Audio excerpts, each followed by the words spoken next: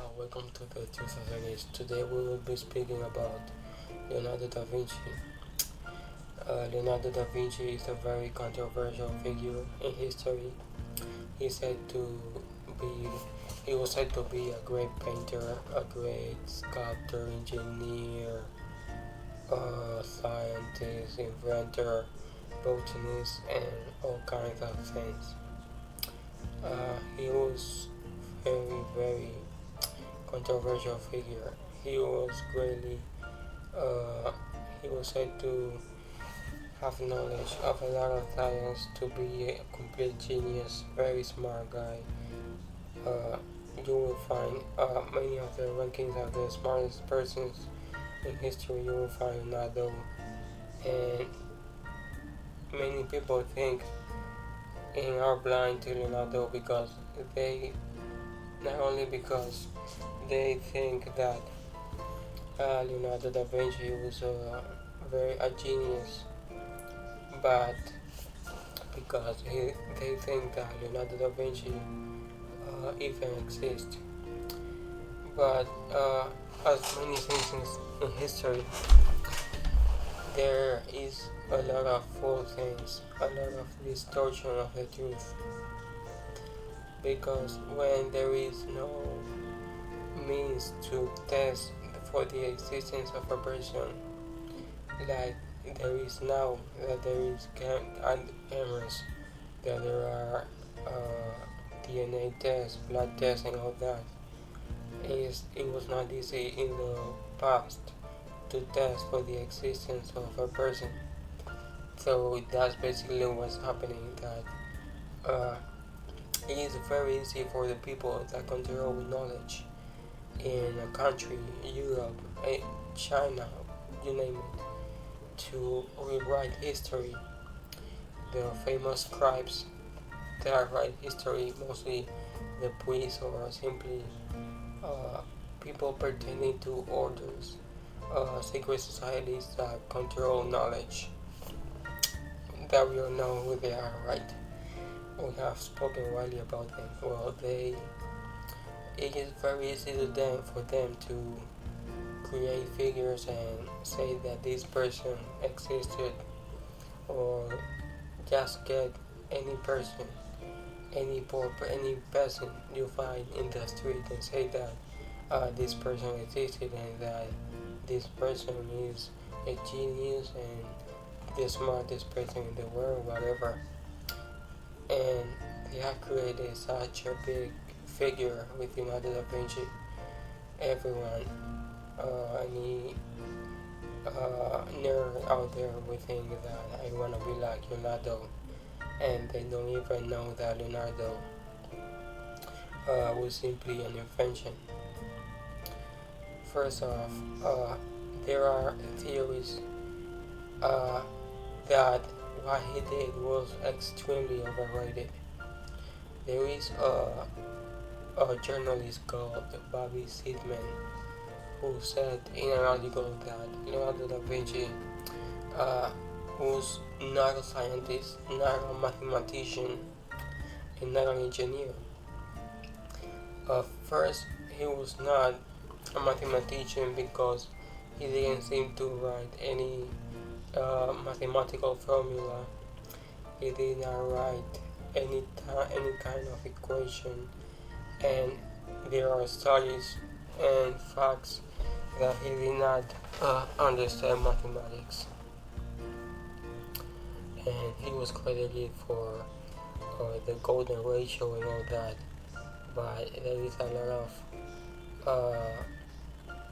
lot of distortion in this figure. So as I said before, it is really easy to manipulate this figure and say that, oh yeah, he was a great mathematician, and then they say that he was a great scientist. But many of his writings were not tested. He did not experiment, never. So he just, uh, it seems like he just uh, wrote down all these inventions, all these mock-ups, but he didn't test it was written. I mean, it could have been written by anyone. You never know who actually wrote all this stuff, or if it was just one person and they say it was the other. And the same comes with his engineering. A lot of the things he wrote down were previously written by other authors. The man standing at the body of a man, the picture of a man, I think it's called, was written before by other people, and etc. etc. Now, some of the official facts is that he worked for a noble Italian family, a papal family called the Medici family, and the Medici family is known for being a very secretive family. So, this person, this Leonardo da Vinci, could have been invented by them to, let's say, to mask the many findings or inventions they want to put out there in society, and they say this guy is a genius and he did all this stuff. Or it could have been many people or secret ancient people who actually did it and he was not Leonardo. There is a theory by a Spanish investigator called Jose Luis Espejo, who has said that Leonardo da Vinci simply he was descended from a cathar.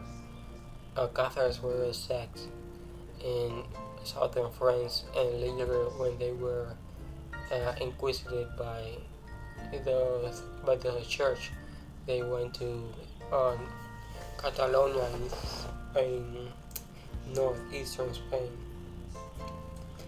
and they were very persecuted by the Inquisition, and they had a lot of knowledge. They had a lot of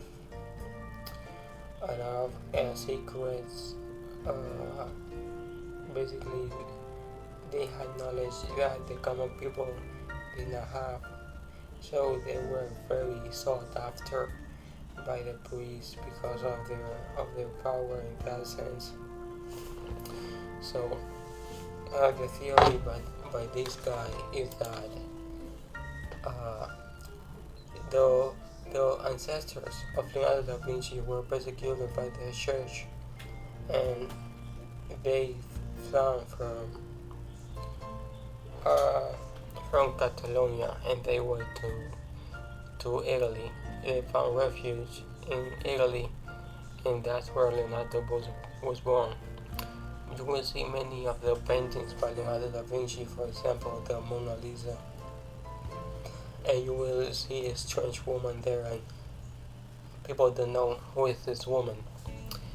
The truth is that this woman could be Mary Magdalene, because these secret societies and the Medicis are known to be descended from the Magdalene bloodline, because she lived precisely in southern France.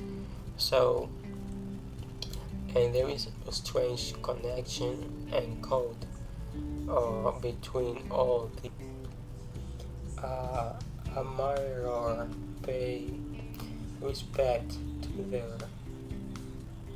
the woman who is the founder of that bloodline, so to speak, the Magdalene Merovingian or Medici bloodline, and it is all interconnected. So that makes a lot of sense. The original surname was said to be Vinciano or something like that, and it was said that they fled Catalonia in search of refuge in Italy, and even the shield looks like the Catalonian flag, or like a cathar Catalonian shield. It has the same colors and the same symbols. And not only that, there is a lot of information and people out there who say that Leonardo da Vinci did not exist. Was recently a Spanish painter, an expert in painting, who said that Leonardo da Vinci was not a good painter, that he was actually a pretty bad painter.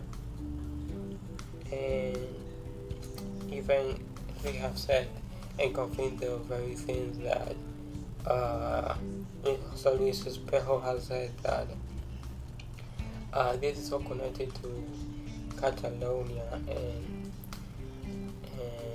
to the Cathars and Mary Magdalene and all this stuff. That even his disciple Medici painted just like him, and it could have been that his disciple was actually him, and he invented his own master to create this figure overall. And in conclusion, we can say that this figure of Leonardo da Vinci is a figure who is very overrated, extremely overrated, that he was given more merit than he deserves, that he was given more importance than he deserves, that someone was moving the strings either in the bloodlines, the elites, who we all know, or secret societies, to make of Leonardo something that he was not. And I say this because many geniuses have passed in history. Many smart people uh, have passed in history, and people do not recognize them, or they were not recognized until a long time later.